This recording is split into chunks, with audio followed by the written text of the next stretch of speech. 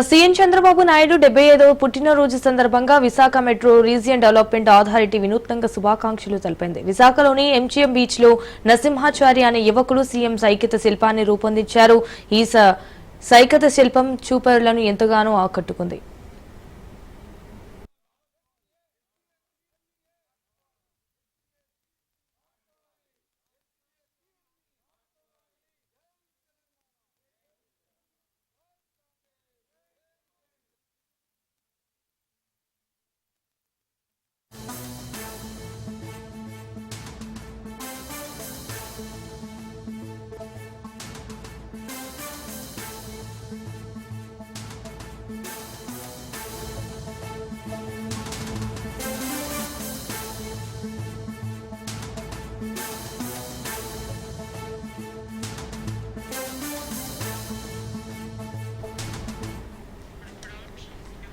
CM Chandrababu Naidu 75వ పుట్టినరోజు సందర్భంగా Visakha metro region development authority వినూత్నంగా శుభాకాంక్షలు తెలిపింది.